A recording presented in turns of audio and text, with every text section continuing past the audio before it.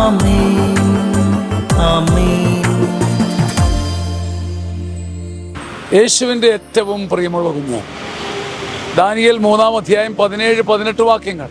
അല്ലയോ രാജാവേ, ഞങ്ങൾ സേവിക്കുന്ന ദൈവം എരിയുന്ന തീച്ചൂളയിൽ നിന്ന് ഞങ്ങളെ രക്ഷിക്കാൻ കഴിവുള്ളവനാണ്. അവിടുന്ന് സത്യമായും നിന്റെ കയ്യിൽ നിന്ന് ഞങ്ങളെ മോചിപ്പിക്കും. നീ കാര്യം അറിഞ്ഞുകൊള്ളുക. അഥവാ അവിടുന്ന് ഞങ്ങളെ മോചിപ്പിക്കുന്നില്ലെങ്കിൽ പോലും ഞങ്ങൾ നിന്റെ ദേവന്മാരെയോ നീ നിർമ്മിച്ച സ്വർണബിംബത്തെയോ ആരാധിക്കില്ല. നിന്റെ കയ്യിൽ നിന്ന് രക്ഷപ്പെടുകയല്ല ഞങ്ങളുടെ ലക്ഷ്യം.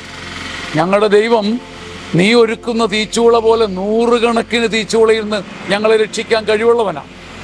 ഇപ്രാവശ്യം ഈ തീയിൽ വെന്തടങ്ങാനാണ്, എരിഞ്ഞടങ്ങാനാണ്, കത്തിച്ചാമ്പലാകാനാണ് അവിടുത്തെ ഇഷ്ടമെങ്കിൽ ഞങ്ങളതിന് നിന്നു കൊടുക്കും. ദാനിയേലിൻ്റെ പുസ്തകം 3:17-18.